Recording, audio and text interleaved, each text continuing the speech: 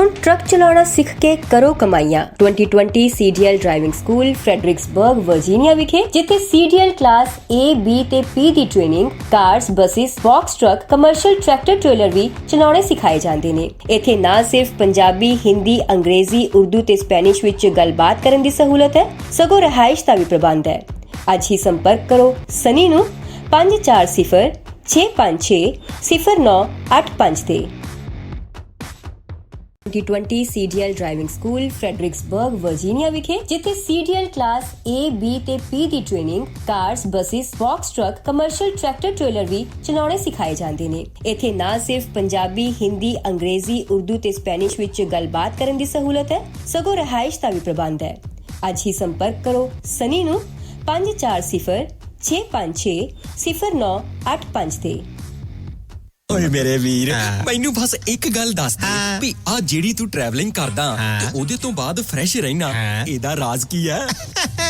ਇਹਦਾ ਰਾਜ਼ ਹੈ Arlington fuel stop. Arlington fuel stop 1801 pioneer street highway exit 208 ਤੇ, ਜਿੱਥੇ ਤੁਹਾਨੂੰ ਫ੍ਰੀ ਕਾਫੀ, free fax service, free truck parking, ਰੋਟੀ, ਠੇਕਾ, ਲਾਂਡਰੀ, ਸ਼ਾਵਰ ਤੇ ਟਰੱਕਾਂ ਦਾ ਹੋਰ ਵੀ ਸਾਮਾਨ ਆਸਾਨੀ ਨਾਲ ਮਿਲੇਗਾ। ਹੁਣੇ ਕਾਲ ਕਰੋ 360 652 6066 ਯਾਨੀ 360 652 6066। ਇਹ ਦੋ ਲੋਕੇਸ਼ਨਾਂ ਤੋਂ ਸੇਵਾਵਾਂ ਪ੍ਰਦਾਨ ਕਰਦੇ ਨੇ। Second location Lost Hill travel center 14814 ਐਲੋਮ street, Lost Hills. Phone number 661 797 2354। ਉਹ ਯਾਰ ਕੀ ਸੁਪਨੇ ਦੇਖੇ ਸੀ ਕੈਨੇਡਾ ਆਉਣ ਤੋਂ ਪਹਿਲਾਂ? ਉਹ ਸੁਪਨੇ ਪੂਰੇ ਕਰਨੇ ਆ ਤਾਂ ਡ੍ਰੀਮ ਲਾਈਨਰ ਐਕਸਪ੍ਰੈਸ ਵਾਲਿਆਂ ਨੂੰ ਕਾਲ ਕਰ। जी हाँ, Dreamliner express company Calgary Alberta Canada, जिन्हां नूं साफ सुथरे रिकॉर्ड ते 2 साला तजर्बे वाले ड्राइवर्स दी लोड़ है। इन्हां कोल कैलगरी अल्बर्टा तो कैलिफोर्निया ते एरिजोना दे सिद्धे रन। इन्हां कोल ड्राई ते रीफर लोड भी है। Home return with in 5 days, by weekly ते चंगी तनख्वाह दिंदे आ। और हाँ, सिंगल ते टीम्स दोनां नूं हायर करदे ने। वधेरे जानकारी लई call 403 404 9501 403 404 9501। Dreamliner express company Calgary Alberta Canada. Trucking ਵਾਲੇ ਵੀਰੋ, ਧਿਆਨ ਨਾਲ ਸੁਣੋ। ਟਰੱਕ ਜਿੱਦਾਂ ਦਾ ਵੀ ਚਲਾਉਂਦੇ ਹੋ, ਮੈਨੂਅਲ ਜਾਂ ਆਟੋਮੈਟਿਕ, ਕੁਇਕ ਟਰੱਕ ਲਿਊਬ ਚੇਤੇ ਆਹੀ ਨਾ ਰੱਖਿਓ। ਟਰੱਕ ਦੀ ਵਧੀਆ ਸਰਵਿਸ ਲਈ ਕੁਇਕ ਟਰੱਕ ਲਿਊਬ। ਲਓ ਜੀ, ਤੀਜੀ ਲੋਕੇਸ਼ਨ ਵੀ ਖੋਲਤੀ ਆ, exit 579 from highway 401 in Napanee. ਆਹੋ ਜੀ, ਕੋਈ ਅਪਾਇੰਟਮੈਂਟ ਨਹੀਂ, drive through facility. Exit 579 from highway 401 in Napanee. Quick truck lube, the one stop shop. 5196220660 ਜਾਂ quicktruckliube.com। QTL, because we care। Programme ਸ਼ਬਦਾਂ ਦੇ ਵਿੱਚ ਤੁਹਾਡਾ ਸਵਾਗਤ ਹੈ। ਮੇਰੇ ਨਾਲ ਸਰਦਾਰ ਬਖਤੌਰ ਸਿੰਘ ਢਿੱਲੋਂ। ਹੋਰ ਢਿੱਲੋਂ ਸਾਹਿਬ, ਸਤਿ ਸ਼੍ਰੀ ਅਕਾਲ ਜੀ। ਸਤਿ ਸ਼੍ਰੀ ਅਕਾਲ ਜੀ। ਢਿੱਲੋਂ ਸਾਹਿਬ, ਨਾਗਾਲੈਂਡ ਆਪਾਂ ਕੱਲ੍ਹ ਵੀ ਡਿਸਕਸ ਕੀਤਾ, ਬੜਾ ਮਾੜਾ ਕੰਮ ਹੋਇਆ। ਜਦੋਂ ਵੀ ਇਹੋ ਜਿਹੀ ਘਟਨਾ ਵਾਪਰਦੀ ਹੈ ਤਾਂ ਜੇ ਆਪਾਂ ਗੱਲ ਕਰੀਏ ਤਾਂ ਹਿਊਮਨ ਰਾਈਟ ਐਕਟਿਵਿਸਟ ਹੋਰ ਜਿਹੜੇ ਨੇ ਐਕਟਿਵ ਹੋ ਜਾਂਦੇ ਨੇ, ਭਾਵੇਂ ਕਸ਼ਮੀਰ ਹੋਵੇ, ਭਾਵੇਂ ਉੱਤਰ ਹੋਵੇ ਤੁਹਾਡਾ ਨੈਕਸਲਾਈਟ ਪ੍ਰਭਾਵਿਤ ਏਰੀਆ ਹੋਵੇ, ਜਾਂ ਫਿਰ ਹੁਣ ਨਾਗਾਲੈਂਡ ਦਾ ਘਟਨਾਕ੍ਰਮ। ਬਿਲਕੁਲ ਜੀ, ਜਿਹੜੇ ਹਿਊਮਨ ਰਾਈਟ ਐਕਟਿਵਿਸਟ ਹੈ ਉਹਨਾਂ ਦਾ ਐਕਟਿਵ ਹੋਣਾ ਬਹੁਤ ਜ਼ਰੂਰੀ ਹੈ। ਕਿਉਂਕਿ ਆਮ ਤੌਰ 'ਤੇ ਅਸੀਂ ਦੇਖਿਆ ਕਿ ਜਿਹੜੀਆਂ ਸੁਰੱਖਿਆ ਫੋਰਸਿਸ ਨੂੰ ਵਿਸ਼ੇਸ਼ ਅਧਿਕਾਰ ਦਿੱਤੇ ਹੋਏ ਹੈ ਜੀ, ਖਾਸ ਇਲਾਕਿਆਂ 'ਚ, ਸਾਰੇ ਦੇਸ਼ ਦੇ ਵਿੱਚ ਨਹੀਂ, ਖਾਸ ਜਿੱਥੇ ਗੜਬੜ ਭਾਰਤ ਸਰਕਾਰ ਦੇ ਮਾਈਂਡ ਮੁਤਾਬਕ ਜਿਹੜੇ ਗੜਬੜ ਜ਼ਿਆਦਾ ਇਲਾਕੇ ਜਿੱਥੇ ਦੇਸ਼ ਵਿਰੋਧੀ ਤਾਕਤਾਂ ਸਰਗਰਮ ਹੈ ਜੀ, ਉਹਨਾਂ ਨਾਲ ਲੜਨ ਵਾਸਤੇ ਸੁਰੱਖਿਆ ਫੋਰਸਾਂ ਨੂੰ ਸੁਰੱਖਿਆ ਦਾ ਕਵਚ ਜਿਹੜਾ ਹੈਗਾ ਉਹ ਪਹਿਨਾਇਆ ਹੁੰਦਾ। ਭਾਵੇਂ ਕਿ ਜੇ ਉਹ ਕਿਸੇ ਕਿਸਮ ਦੀ ਉੱਥੇ ਗੜਬੜ ਕਰਨਗੇ ਜੀ, ਦਹਿਸ਼ਤਗਰਦ ਜਾਂ ਦੇਸ਼ ਦੇ ਦੁਸ਼ਮਣ, ਉਹਨਾਂ ਦੇ ਉੱਤੇ ਗੋਲੀਆਂ ਚਲਾ ਦਿੱਤੀਆਂ ਤੇ ਉਹਨਾਂ 'ਚ ਕੁਛ ਬੰਦੇ ਮਰ ਜਾਂਦੇ ਤਾਂ ਸੁਰੱਖਿਆ ਫੋਰਸਿਸ ਦੇ ਉੱਤੇ ਮੁਕੱਦਮਾ ਦਰਜ ਨਹੀਂ ਹੁੰਦਾ। ਉਹਨਾਂ ਨੂੰ ਮੁਕੱਦਮੇ ਤੋਂ ਰਾਹਤ ਦਿੱਤੀ ਗਈ ਹੈ ਜੀ। ਜੇ ਅਸੀਂ ਪੰਜਾਬ ਦੇ ਸੰਦਰਭ ਦੇ ਵਿੱਚ ਦੇਖੀਏ ਤਾਂ ਪੰਜਾਬ ਦੇ ਵਿੱਚ ਇਹ ਸੰਤਾਪ ਲੰਬਾ ਸਮਾਂ ਚੱਲੇ। 1984 ਦੇ ਵਿੱਚ ਆਪਰੇਸ਼ਨ ਬਲੂ ਸਟਾਰ ਹੁੰਦਾ ਹੈ ਜੀ। ਆਪਰੇਸ਼ਨ ਬਲੂ ਸਟਾਰ ਤੋਂ ਲੈ ਕੇ 1993-94 ਤੱਕ ਇਹ ਹਾਲਾਤ ਪੰਜਾਬ ਦੇ ਵਿੱਚ ਰਹੇ, ਜਦੋਂ ਸਿਕਿਉਰਿਟੀ ਫੋਰਸਿਸ ਬੇਗੁਨਾਹਾਂ ਨੂੰ ਵੀ ਮਾਰ ਦਿੰਦੀ ਸੀ ਜੀ ਜੀ, ਪਰ ਉਹਨਾਂ ਦੇ ਖਿਲਾਫ ਮੁਕੱਦਮਾ ਨਹੀਂ ਸੀ ਚੱਲਦਾ। ਸਿਕਿਉਰਿਟੀ ਫੋਰਸਿਸ ਦੋ ਕਿਸਮ ਦੀਆਂ ਹੁੰਦੀਆਂ। ਇੱਕ ਉਹ ਹੁੰਦੀ ਹੈ ਜਿਹੜੀ ਸਟੇਟ ਦੀ ਪੁਲਿਸ ਹੈ, ਜਿੱਥੇ ਸਟੇਟ ਦੀ ਪੁਲਿਸ ਨੇ ਫੜ ਕੇ ਲੋਕਾਂ ਨੂੰ ਮਾਰਿਆ, ਉਹਨਾਂ ਦੇ ਖਿਲਾਫ ਮੁਕੱਦਮੇ ਵੀ ਦਰਜ ਹੋਏ, CBI ਕੋਲੇ ਵੀ ਗਏ ਤੇ ਕਈ ਸਾਰੇ ਲੋਕ ਜਿਹੜੇ ਹੈ ਸਜ਼ਾ ਵੀ ਹੋਏ ਜੀ। ਲੇਕਿਨ ਪਾਰਾਮਿਲਟਰੀ ਫੋਰਸਿਸ ਤੇ ਮਿਲਟਰੀ, ਇਹਨਾਂ ਨੂੰ ਉਹਦੇ ਵਿੱਚ ਪ੍ਰੋਟੈਕਸ਼ਨ ਦਿੱਤੀ ਹੋਈ ਹੈ ਤੁਸੀਂ ਦੇਖ ਲਓ ਪੰਜਾਬ ਦੇ ਵਿੱਚ ਜਿਹੜੇ ਬੰਦਿਆਂ ਨੇ ਪੰਜਾਬ ਸਰਕਾਰ ਦੇ ਮਤਹਿਤ ਸਰਵਿਸ ਨਹੀਂ ਕੀਤੀ, ਜੀ ਪਾਰਾਮਿਲਟਰੀ ਫੋਰਸਿਸ ਦੇ ਆਫੀਸਰ ਸੀ, ਉਹਨਾਂ ਦੇ ਖਿਲਾਫ ਕੋਈ ਕਾਰਵਾਈ ਨਹੀਂ ਹੋਈ। ਮਿਸਾਲ ਦੇ ਵਜੋਂ ਆਪਾਂ ਦੇਖ ਸਕਦੇ ਹਾਂ ਕਿ ਜਿਹੜੇ ਲੋਕ ਡੈਪੂਟੇਸ਼ਨ ਤੇ ਪੰਜਾਬ ਸਰਕਾਰ ਕੋਲੇ ਆ ਗਏ ਸੀ, ਪੰਜਾਬ ਐਸਪੀ ਆਪਰੇਸ਼ਨ ਵਗੈਰਾ, ਐਸਪੀ ਆਪਰੇਸ਼ਨ ਵਗੈਰਾ ਹੋ ਗਏ, ਉਹਨਾਂ ਤੇ ਕਾਰਵਾਈ ਹੋਈ, ਉਹਨਾਂ ਤੇ ਕਾਰਵਾਈ ਹੋਈ ਹੈ, ਪਰ ਸੀਆਰਪੀਐਫ ਤੇ ਨਹੀਂ, ਸੀਆਰਪੀਐਫ ਤੇ ਨਹੀਂ ਹੋਈ। ਜਿੱਥੇ ਸੀਆਰਪੀਐਫ ਸਿੱਧੇ ਤੌਰ ਤੇ ਹੁੰਦੀ ਹੈ। ਮੈਂ ਤੁਹਾਨੂੰ ਇੱਕ ਮਿਸਾਲ ਦੇਣੀ ਚਾਹੂੰਗਾ ਤਿਲਜਲਾ ਕਾਂਡ ਦੀ। ਬਸ਼ੀਰ ਮੁਹੰਮਦ ਬਸ਼ੀਰਾ ਪੁਲਿਸ ਦਾ ਸਿਪਾਹੀ ਸੀ ਜੀ, ਔਰ ਉਹ ਬੱਬਰ ਖਾਲਸਾ ਨਾਲ ਰਲ ਗਿਆ ਸੀ। ਉਹ ਅੰਡਰਗਰਾਉਂਡ ਚਲਾ ਗਿਆ, ਕਲਕੱਤੇ ਰਹਿਣ ਲੱਗ ਗਿਆ। ਕਲਕੱਤੇ ਦੇ ਵਿੱਚ ਇੱਕ ਤਿਲਜਲਾ ਇਲਾਕਾ ਹੈ, ਉੱਥੇ ਰਹਿਣ ਲੱਗ ਗਿਆ। ਉਹਦੀ ਵਾਈਫ ਵੀ ਉਹਦੇ ਨਾਲ ਸੀ। ਉੱਥੇ ਪੰਜਾਬ ਪੁਲਿਸ ਦੀ ਇੱਕ ਟੀਮ ਜਾਂਦੀ ਹੈ। ਉਸ ਟੀਮ ਦੇ ਵਿੱਚ ਐਸਪੀ ਆਪਰੇਸ਼ਨ ਵੀ ਸੀ, ਜਿਹੜਾ ਸੀਆਰਪੀਐਫ ਦਾ ਸੀ। ਔਰ ਉਸ ਜਦੋਂ ਉਹ ਉੱਥੇ ਮੁਕਾਬਲਾ ਹੁੰਦਾ ਹੈ, ਉਸ ਮੁਕਾਬਲੇ ਦੇ ਵਿੱਚ ਬਸ਼ੀਰ ਮੁਹੰਮਦ ਬਸ਼ੀਰ ਤੇ ਉਹਦੀ ਵਾਈਫ ਜਿਹੜੇ ਦੋਨੋਂ ਮਾਰੇ ਗਏ। ਸੁਪਰੀਮ ਕੋਰਟ ਦੇ ਧਿਆਨ 'ਚੋਂ ਮਾਮਲਾ ਆਇਆ। ਡਾਕਟਰ VL ਵਡੇਰਾ ਨੇ ਇੱਕ ਪਟੀਸ਼ਨ ਦਾਇਰ ਕੀਤੀ ਸੀ। ਉਸ ਪਟੀਸ਼ਨ ਦੇ ਆਧਾਰ ਦੇ ਉੱਤੇ ਫਿਰ CBI ਨੇ ਕੇਸ ਰਜਿਸਟਰ ਕੀਤਾ। ਉਹ ਕੇਸ ਕਨਵਿਕਟ ਹੋਇਆ ਸੀ ਔਰ ਉਹਦੇ ਵਿੱਚ SK ਸਿੰਘ ਜਿਹੜਾ SP ਆਪਰੇਸ਼ਨ ਹੁੰਦਾ ਸੀ, ਉਹ CRPF ਦਾ ਕਾਡਰ ਸੀ। ਠੀਕ ਹੈ, ਉਹਨੂੰ ਸਜ਼ਾ ਹੋਈ ਸੀ, ਪਰ ਪੰਜਾਬ ਤੇ ਆ ਗਿਆ ਸੀ। ਉਹ ਪੰਜਾਬ ਤੇ ਆ ਗਿਆ ਸੀ। ਪਰ ਇਹਦੇ ਨਾਲ ਇੱਕ ਮੈਂ ਤੁਹਾਨੂੰ ਹੋਰ ਮਿਸਾਲ ਦਿੰਦਾ। ਫਾਜ਼ਿਲਕਾ ਦੇ ਵਿੱਚ ਇੱਕ ਵਾਰੀ ਨਿਹੰਗ ਸਿੰਘ ਬੱਸ ਦੇ ਉੱਤੇ ਖੜੇ ਸੀ, ਬੱਸ ਦੇ ਉੱਤੇ ਚੜੇ ਸੀ, CRPF ਤਾਇਨਾਤ ਸੀ। CRPF ਦੇ ਆਫੀਸਰ ਨੇ ਉਹਨਾਂ ਨੂੰ ਹੁਕਮ ਦਿੱਤਾ ਕਿ ਨੀਚੇ ਆ ਜਾਓ। ਨਿਹੰਗ ਕਹਿੰਦੇ ਵੀ ਅਸੀਂ ਤਾਂ ਨੀਚੇ ਉਤਰਦੇ ਨਹੀਂ। ਨਿਹੰਗਾਂ ਦਾ ਆਪਾਂ ਨੂੰ ਪਤਾ ਹੈ ਕਿ ਉਹਨਾਂ ਦਾ ਆਪਦਾ ਸੁਭਾਅ ਹੈ, ਤੇ ਨਾਲ ਦੀ ਨਾਲ ਗੋਲੀਆਂ ਚਲਾਤੀਆਂ ਸੀ। ਕਈ ਸਾਰੇ ਨਿਹੰਗ ਜਿਹੜੇ ਛੱਤ ਦੇ ਉੱਤੋਂ ਹੀ ਮਾਰੇ ਗਏ ਸੀ, ਉਹਨਾਂ ਦੇ ਖਿਲਾਫ ਕੋਈ ਕੇਸ ਨਹੀਂ ਦਰਜ ਹੋਇਆ ਸੀ। ਮਤਲਬ ਪ੍ਰੋਟੈਕਸ਼ਨ ਦਿੱਤੀ ਹੋਈ ਆ ਆਰਮੀ ਨੂੰ, ਤੇ ਜਿਹੜੇ ਹੈਗੇ ਇਨਸਰਜੈਂਸੀ ਦੇ ਵਿੱਚ ਕੋਈ ਵੀ ਪੈਰਾਮਿਲਟਰੀ ਫੋਰਸਿਸ, ਪਰ ਹਾਂ ਅਰਧ ਸੈਨਿਕ ਬਲ, BSF CRPF ITBP ਵਗੈਰਾ, ਇਹਨਾਂ ਨੂੰ ਪ੍ਰੋਟੈਕਸ਼ਨ ਦਿੱਤੀ ਹੋਈ।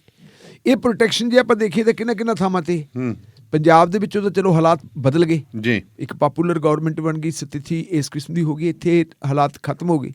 ਲੇਕਿਨ ਪੰਜਾਬ ਦਾ ਜੇ ਆਪਾਂ ਸੰਤਾਪ ਦੇਖੀਏ ਤਾਂ ਕਿੰਨਾ ਭੁਗਤਣਾ ਪਿਆ ਸੀ। ਜੀ। ਦੂਜੇ ਪਾਸੇ ਦੇਖੀਏ ਤੇ ਅੱਜ ਵੀ ਕਸ਼ਮੀਰ ਦੇ ਵਿੱਚ ਜਾਰੀ ਹੈ ਸਿਲਸਿਲਾ। ਬਿਲਕੁਲ ਹੈ। ਕਸ਼ਮੀਰ ਦੇ ਵਿੱਚ ਪਿਛਲੇ ਦਿਨਾਂ 'ਚ ਤੁਸੀਂ ਦੇਖਿਆ ਹੋਣਾ, ਕਹਿੰਦੇ ਸੀ ਵੀ ਇੱਕ ਬੰਦਾ ਪਾਕਿਸਤਾਨੀ ਦਹਿਸ਼ਤਗਰਦ ਸੀ, ਉਹ ਕਿਸੇ ਕਾਲ ਸੈਂਟਰ ਦੇ ਉੱਤੇ ਆਇਆ ਸੀ, ਟੈਲੀਫੋਨ ਵਗੈਰਾ ਕਰਦਾ ਸੀ। ਉੱਥੇ ਕੋਈ ਹੋਰ ਬੰਦਾ ਗਿਆ ਸੀ, 3 ਬੰਦੇ ਮਾਰੇ ਗਏ। ਕਹਿੰਦੇ ਵੀ ਇੱਕ ਬਾਹਰਲਾ ਸੀ, ਇੰਟਰੂਡਰ ਜਿਹਨੂੰ ਕਹਿ ਸਕਦੇ ਹਾਂ ਆਪਾਂ, ਘੁਸਪੈਠ ਗਿਆ ਸੀ। 2 ਭਾਰਤੀ ਉਹਨਾਂ ਦੇ ਸਹਿਯੋਗੀ ਸੀ। ਲੇਕਿਨ ਸਾਰੇ ਲੋਕ ਕਹਿੰਦੇ ਵੀ ਉਹਨਾਂ 'ਚ ਇੱਕ ਮਜ਼ਦੂਰ ਸੀ, ਇੱਕ ਜਿਹੜਾ ਉਹ ਆਪਣਾ PCO ਵਗੈਰਾ ਚਲਾਉਂਦਾ ਸੀ ਉਹ ਸੀ। ਉਹਨਾਂ ਦੀਆਂ ਲਾਸ਼ਾਂ ਵੀ ਦਫਨਾਤੀਆਂ ਸੀ ਔਰ ਫਿਰ ਲਾਸ਼ਾਂ ਲੈਣ ਵਾਸਤੇ ਲੋਕਾਂ ਨੂੰ ਪ੍ਰੋਟੈਸਟ ਕਰਨਾ ਪਿਆ ਸੀ। ਕੱਲ੍ਹ ਮਹਿਬੂਬਾ ਮੁਫਤੀ ਨੇ ਵੀ ਇਹ ਗੱਲ ਕਹੀ ਹੈ ਕਿ ਨਾਗਾਲੈਂਡ ਵਗੈਰਾ ਦੇ ਵਿੱਚ ਜਿਹੜੀ ਫਾਇਰਿੰਗ ਹੋਈ ਹੈ, ਬੰਦੇ ਮਾਰੇ ਗਏ। ਸ਼ੁਕਰ ਹੈ ਕਿ ਉੱਥੇ ਡੈਡ ਬੋਡੀਜ਼ ਤਾਂ ਦੇ ਦਿੱਤੀਆਂ, ਤੇ ਸਾਨੂੰ ਤਾਂ ਡੈਡ ਬੋਡੀ ਪੰਜਾਬ 'ਚ ਤਾਂ ਇਹੀ ਹਾਲ ਸੀ। ਦੇਖੋ ਕਿੰਨੀਆਂ ਅਣਪਛਾਤੀਆਂ ਕਰਕੇ, ਬਿਲਕੁਲ 25,000 ਜਿਹੜੀਆਂ ਹੈਗੀਆਂ ਡੈਡ ਬੋਡੀਜ਼ ਜਿਹੜੀਆਂ ਹੈਗੀਆਂ ਅਣਪਛਾਤੀਆਂ ਕਰਕੇ ਫੂਕੀਆਂ ਸੀ। ਉਹ ਕਹਿੰਦੀ ਸਾਨੂੰ ਡੈਡ ਬੋਡੀਜ਼ ਲੈਣ ਵਾਸਤੇ ਵੀ ਜਦੋਜਹਿਦ ਕਰਨੀ ਪੈਂਦੀ ਹੈ। ਮੈਂ ਕਸ਼ਮੀਰ ਦੀ ਇੱਕ ਮਿਸਾਲ ਤੁਹਾਨੂੰ ਹੋਰ ਦਿੰਦਾ ਜੀ। ਕਸ਼ਮੀਰ ਦੇ ਵਿੱਚ ਆਰਮੀ ਦਾ ਇੱਕ ਮੇਜਰ ਸੀ, ਜਿਹਨੂੰ ਬਾਅਦ ਦੇ ਵਿੱਚ ਕਿਸੇ ਹੋਰ ਮਾਮਲੇ ਦੇ ਵਿੱਚ ਸਜ਼ਾ ਵੀ ਦਿੱਤੀ ਸੀ ਆਰਮੀ। ਉਸ ਬੰਦੇ ਨੇ ਆਪਣੀ ਜੀਪ ਦੇ ਉੱਤੇ ਇੱਕ ਕਸ਼ਮੀਰੀ ਨੌਜਵਾਨ ਨੂੰ ਬਿਠਾ ਲਿਆ ਸੀਗਾ ਵੀ ਡਲੇ ਨਾ ਪੈਣ, ਤਾਂ ਕਿ ਜਿਹੜੀ ਉਹਨੇ ਮਨੁੱਖੀ ਸ਼ੈਲਟਰ ਜਿਹਨੂੰ ਆਪਾਂ ਕਹਿੰਦੇ ਕਿ ਜਿਹੜੀ ਪੱਥਰਬਾਜ਼ੀ ਹੋਣੀ ਹੈ, ਕਸ਼ਮੀਰੀ ਸਮਝ ਕੇ ਇਹਦੇ ਤੇ ਨਾ ਮਾਰਨ। ਕਿੰਨਾ ਵੱਡਾ ਮਨੁੱਖੀ ਅਧਿਕਾਰਾਂ ਦਾ ਜੀ ਉਲੰਘਣ ਸੀ। ਉਹ ਜਿਹੜੀ ਉਲੰਘਣਾ ਸੀ ਮਨੁੱਖੀ ਅਧਿਕਾਰਾਂ ਦੀ, ਜੇ ਮਨੁੱਖੀ ਅਧਿਕਾਰਾਂ ਦੇ ਕੋਈ ਮਤਲਬ ਕਾਰਕੁਨ ਇਹਦੇ ਤੇ ਪ੍ਰੋਟੈਸਟ ਨਾ ਕਰਨ ਤਾਂ ਦਾਨੇ ਵਾਲੀਆ ਜੀ ਫਿਰ ਹੋਊਗਾ ਕੀ ਜੀ। ਹਾਲੀਆ ਘਟਨਾ ਆਪਾਂ ਲੈ ਲਈਏ ਨਾਗਾਲੈਂਡ ਦੀ। ਨਾਗਾਲੈਂਡ ਦੇ ਵਿੱਚ ਘਟਨਾ ਇੱਕ ਨਹੀਂ ਹੋਈ, ਘਟਨਾਵਾਂ 2 ਹੋਈਆਂ ਜੀ। ਇੱਕ ਘਟਨਾ ਤੇ ਇਹ ਹੋਈ ਹੈ ਕਿ ਜਦੋਂ ਖਾਣ ਮਜ਼ਦੂਰ ਜਿਹੜੇ ਵਿਚਾਰੇ ਕਿਸੇ ਕੋਲਾ ਖਾਣ 'ਚੋਂ ਕੰਮ ਕਰਕੇ ਆਪਣੇ ਘਰ ਨੂੰ ਵਾਪਸ ਆ ਰਹੇ ਸੀ, ਉਹਨਾਂ ਨੂੰ ਰਸਤੇ ਦੇ ਵਿੱਚ ਗੋਲੀਆਂ ਚਲਾਈਆਂ ਗਈਆਂ। ਪਾਰਾਮਿਲਟਰੀ ਫੋਰਸਿਸ ਜਾਂ ਜੋ ਵੀ ਆਰਮਡ ਫੋਰਸਿਸ ਸੀ, ਉਹਨਾਂ ਗੋਲੀਆਂ ਦੇ ਨਾਲ 6 ਬੰਦੇ ਮੌਕੇ ਤੇ ਮਰ ਗਏ। ਜਦੋਂ 6 ਬੰਦੇ ਮਰ ਗਏ, ਕਿਹਾ ਤਾਂ ਇਹ ਹੈ ਹੁਣ ਕੱਲ੍ਹ ਸਾਡੇ ਗ੍ਰਹਿ ਮੰਤਰੀ ਨੇ ਕਿ ਜੀ ਉਹ ਜਿਹੜੀ ਹੈਗੀ ਹੈ ਗਲਤ ਪਛਾਣ ਦਾ ਮਾਮਲਾ ਸੀ ਜੀ। ਪਛਾਣ ਪ੍ਰੋਪਰ ਨਹੀਂ ਹੋ ਸਕੀ, ਉਹਨਾਂ ਨੇ ਟੈਰਰਿਸਟ ਸਮਝਿਆ ਸੀ ਇਸ ਤਰ੍ਹਾਂ। ਪਰ ਅੱਜ ਜਿਹੜੀਆਂ ਵੀਡੀਓਜ਼ ਆ ਗਈਆਂ ਜੀ, ਉੱਥੇ ਦੀ ਇੱਕ ਵੀਡੀਓ ਆ ਗਈ ਜਿਹੜੀ ਲੋਕਾਂ ਨੇ ਉੱਥੇ ਬਣਾਈ ਹੈ ਕਿ ਜਦੋਂ ਇਹ ਕਾਰਾ ਹੋ ਗਿਆ ਜੀ, ਉਸ ਕਾਰੇ ਤੋਂ ਬਾਅਦ ਡੈਡ ਬੋਡੀਜ਼ ਨੂੰ ਲੁਕਾਉਣ ਵਾਸਤੇ ਬਕਾਇਦਾ ਉਹਨਾਂ ਦੇ ਉੱਤੇ ਜਿਹੜੀ ਉਹ ਗੱਡੀ ਸੀ, ਉਸ ਗੱਡੀ ਦੇ ਉੱਤੇ ਪਰਦੇ ਪਾਏ ਗਏ ਜੀ। ਉਹਦੇ ਉੱਤੇ ਕੱਪੜੇ ਵਗੈਰਾ ਜਿਹੜੇ ਉਹ ਪਾਏ ਗਏ। ਜਿਹੜਾ ਧਰਤੀ ਉੱਤੇ ਡੁੱਲਿਆ ਹੋਇਆ ਖੂਨ ਸੀ, ਉਸ ਖੂਨ ਦੇ ਨਿਸ਼ਾਨਾਂ ਨੂੰ ਮਿਟਾਉਣ ਵਾਸਤੇ ਮਿੱਟੀ ਦੇ ਨਾਲ ਉਹ ਖੂਨ ਮਿਟਾਉਣ ਦੀ ਕੋਸ਼ਿਸ਼ ਕੀਤੀ ਗਈ। ਲੇਕਿਨ ਲੋਕ ਮੌਕੇ ਤੇ ਪਹੁੰਚ ਗਏ, ਉਹਨਾਂ ਨੇ ਚਲੋ ਬੰਦੇ ਸੰਭਾਲ ਲਏ। ਗ੍ਰਹਿ ਮੰਤਰੀ ਜੀ ਨੇ ਕਹਿੰਦੇ ਵੀ 2 ਬੰਦੇ ਜਿਹੜੇ ਜ਼ਖਮੀ ਸੀ ਉਹਨਾਂ ਨੂੰ ਪਾਰਾਮਿਲਟਰੀ ਫੋਰਸ ਵਾਲਿਆਂ ਦੀਆਂ ਫੋਰਸਿਸ ਨੇ ਹਸਪਤਾਲ ਦੇ ਵਿੱਚ ਪਹੁੰਚਾਇਆ ਸੀ। ਲੇਕਿਨ ਜਦੋਂ ਇਹ ਲੋਕਾਂ ਨੂੰ ਪਤਾ ਲੱਗਿਆ ਤੇ ਲੋਕਾਂ ਨੇ ਫਿਰ ਜਿਹੜਾ ਉਹਨਾਂ ਦਾ ਡਿਸਟ੍ਰਿਕਟ ਹੈਡਕੁਆਟਰ ਸੀ ਮੋਨਾ, ਉੱਥੇ ਜਾ ਕੇ ਜਦੋਂ ਉਹਨਾਂ ਨੇ ਉਹਨਾਂ ਦੇ ਕੈਂਪ ਦੇ ਉੱਤੇ ਧਾਵਾ ਕੀਤਾ ਜੀ ਫਿਰ ਕਹਿੰਦੇ ਵੀ ਡਿਫੈਂਸ ਦੇ ਵਿੱਚ ਗੋਲੀ ਚਲਾਈ ਗਈ। 2 ਵਰਜਨ ਹੈ, ਇੱਕ ਕਹਿੰਦੇ ਗਲਤ ਪਛਾਣ, ਦੂਜੀ ਡਿਫੈਂਸ ਦੇ ਵਿੱਚ। ਇੱਕ ਥਾਂ 6 ਬੰਦੇ ਮਾਰੇ ਗਏ, ਦੂਜੀ ਥਾਂ 7 ਮਾਰੇ ਗਏ। 13 ਬੰਦੇ ਮਾਰੇ ਗਏ। 13 ਬੰਦਿਆਂ ਦੇ ਮਰਨ ਤੋਂ ਬਾਅਦ 2015 ਤੋਂ ਲੈ ਕੇ ਜਿਹੜੀ ਨਾਗਾਲੈਂਡ ਦੇ ਵਿੱਚ ਸ਼ਾਂਤੀ ਵਾਰਤਾ ਚੱਲਦੀ ਸੀ ਉਹ ਪ੍ਰਭਾਵਿਤ ਹੋ ਗਈ, ਮਿੱਟੀ ਪੈ ਗਈ। ਸਰਕਾਰ ਨੇ ਕਿੰਨੀ ਕੋਸ਼ਿਸ਼ ਕੀਤੀ ਸੀ ਉਹਨਾਂ ਨੂੰ ਲਾਈਨ ਤੇ ਲਿਆਉਣ ਵਾਸਤੇ, ਗੱਲਬਾਤ ਚੱਲਦੀ ਸੀ, ਔਰ ਇਹ ਕਿੱਡਾ ਵੱਡਾ ਨੁਕਸਾਨ ਹੋਇਆ, ਬਹੁਤ ਵੱਡਾ ਨੁਕਸਾਨ, ਬਹੁਤ ਵੱਡਾ ਨੁਕਸਾਨ ਹੈ। ਇਹਦੇ ਨਾਲ ਹੀ ਜੇ ਕੱਲ ਦੇਖੀਏ ਤਾਂ ਕੱਲ ਨਾਗਾਲੈਂਡ ਦੇ ਮੁੱਖ ਮੰਤਰੀ ਨੇ ਔਰ ਮੇਘਾਲਿਆ ਦੇ ਮੁੱਖ ਮੰਤਰੀ ਨੇ ਦੋਨਾਂ ਨੇ ਕਿਹਾ ਜੀ ਜੇ ਸ਼ਾਂਤੀ ਕਰਨੀ ਹੈ ਤਾਂ ਜਿਹੜੇ ਵਿਸ਼ੇਸ਼ ਅਧਿਕਾਰ ਦਿੱਤੇ ਆ ਫੋਰਸਸ ਨੂੰ, ਜਿਹੜੀ ਇਹਨਾਂ ਨੂੰ ਪ੍ਰੋਟੈਕਸ਼ਨ ਦਿੱਤੀ ਜੀ ਕਿ ਇਹਨਾਂ ਤੇ ਮੁਕੱਦਮਾ ਨਹੀਂ ਚੱਲੂਗਾ, ਉਹ ਪ੍ਰੋਟੈਕਸ਼ਨ ਵਾਲਾ ਮਾਮਲਾ ਵਾਪਸ ਜਿਹੜਾ ਅਧਿਕਾਰ ਜਿਹੜੇ ਉਹ ਵਾਪਸ ਲਏ ਜਾਣ। ਔਰ ਵੈਸੇ ਉਹਨਾਂ ਨੇ ਇੱਕ ਕੇਸ ਰਜਿਸਟਰ ਕਰ ਵੀ ਲਿਆ ਮੇਘਾਲਿਆ ਵਾਲਾ ਨੇ ਇਸ ਫੋਰਸ ਦੇ ਖਿਲਾਫ। ਔਰ ਕੱਲ ਕੁਝ ਲੋਕਾਂ ਨੇ ਪਾਰਲੀਮੈਂਟ ਦੇ ਵਿੱਚ ਵੀ ਡਿਮਾਂਡ ਕੀਤੀ ਹੈ ਜੀ, ਮੇਘਾਲਿਆ ਕਿ ਨਾਗਾਲੈਂਡ ਵਾਲੇ ਨਹੀਂ ਜੀ, ਪਾਰਲੀਮੈਂਟ ਦੇ ਵਿੱਚ ਕੀਤੀ ਕੇਸ, ਜਿਹੜਾ ਕੇਸ ਕੀਤਾ ਹੈ ਨਾਗਾਲੈਂਡ ਨਹੀਂ, ਮੇਘਾਲਿਆ ਨਹੀਂ, ਮੇਘਾਲਿਆ ਦੇ ਮੁੱਖ ਮੰਤਰੀ ਨੇ ਕਿਆ ਮੰਗ ਕੀਤੀ ਹੈ। ਮੇਘਾਲਿਆ ਦਾ ਮੁੱਖ ਮੰਤਰੀ ਤੇ ਨਾਗਾਲੈਂਡ ਦੇ ਮੁੱਖ ਮੰਤਰੀ ਨੇ ਕੀਤਾ ਵੀ ਉਹ ਵਾਪਸ ਲੈ ਲਓ, ਲੇਕਿਨ ਕੇਸ ਰਜਿਸਟਰ ਕੀਤਾ ਨਾਗਾਲੈਂਡ ਵਾਲਿਆਂ ਨੇ। ਕੱਲ ਪਾਰਲੀਮੈਂਟ ਦੇ ਵਿੱਚ ਵੀ ਇਸ ਮਾਮਲੇ ਦੇ ਉੱਤੇ ਜਿਹੜਾ ਹੈਗਾ ਵੱਖ-ਵੱਖ ਪਾਰਟੀਆਂ ਦੇ ਮੈਂਬਰਾਂ ਨੇ ਕਿਹਾ ਕਿ ਜੀ ਇਹ ਜਿਹੜੇ ਵਿਸ਼ੇਸ਼ ਅਧਿਕਾਰ ਹੈ ਇਹ ਵਾਪਸ ਲੈਣੇ ਚਾਹੀਦੇ ਹੈ, ਕਿਉਂਕਿ ਵਿਸ਼ੇਸ਼ ਅਧਿਕਾਰਾਂ ਦੇ ਜ਼ਰੀਏ ਸਿਕਿਉਰਿਟੀ ਫੋਰਸਿਸ ਨੂੰ ਜਿਹੜੀਆਂ ਹੈਗੀਆਂ ਅਥਾਹ ਤਾਕਤਾਂ ਮਿਲ ਜਾਂਦੀਆਂ ਤੇ ਜਦੋਂ ਇਹ ਹੁੰਦਾ ਕਿ ਸਾਡੇ ਤੇ ਤਾਂ ਕੋਈ ਕਾਰਵਾਈ ਹੋਣੀ ਨਹੀਂ ਬਿਲਕੁਲ। ਤੇ ਆਮ ਤੌਰ ਦੇ ਉੱਤੇ ਆਪਾਂ ਦੇਖਦੇ ਹੁੰਦੇ ਕਈ ਵਾਰੀ ਜਦੋਂ ਪਿੰਡਾਂ ਦੇ ਵਿੱਚ ਦੇਖਦੇ ਆ, ਮੈਂ ਤਾਂ ਛੋਟੇ ਹੁੰਦੇ ਨੇ ਦੇਖਿਆ ਕਿ ਬੰਦਾ ਲਾਇਸੈਂਸ ਬਣਾ ਲੈਂਦਾ ਸੀ, ਬੰਦੂਕ ਲੈ ਲਈ ਤੇ ਗੱਲ ਕੋਈ ਹੋਣੀ ਨਹੀਂ, ਕੁਛ ਕਰਨਾ ਨਹੀਂ, ਵੀ ਚੱਲੀਏ ਫਿਰ ਨਿਸ਼ਾਨਾ ਲਾ ਕੇ ਦੇਖੀਏ ਤੇ ਜਿਹੜੇ ਆਪਣੇ ਤੁਹਾਡੇ ਦਰਖਤਾਂ ਦੇ ਉੱਤੇ ਕਬੂਤਰ ਬੈਠੇ ਹੁੰਦੇ ਸੀ 10 ਉਹੀ ਮਾਰ ਦਿੰਦੇ ਸੀ ਬਗੈਰ ਕੋਈ ਗੱਲ ਨਹੀਂ। ਇਹ ਕਈ ਵਾਰੀ ਮਤਲਬ ਇਹ ਸਾਡੀ ਮਨੁੱਖੀ ਫਿਤਰਤ ਹੈ ਕਿ ਜਦੋਂ ਡਰ ਨਾ ਹੋਵੇ ਉਦੋਂ ਅਸੀਂ ਕਾਨੂੰਨ ਨੂੰ ਹੱਥ 'ਚ ਲੈਂਦੇ ਹਾਂ। ਇਹੀ ਕੁਛ ਉੱਥੇ ਹੋਇਆ। ਔਰ ਇਹ ਜਿਹੜੀ ਡਿਮਾਂਡ ਹੈ ਬਿਲਕੁਲ ਇਹ ਡਿਮਾਂਡ ਠੀਕ ਹੈ, ਦਰੁਸਤ ਹੈ।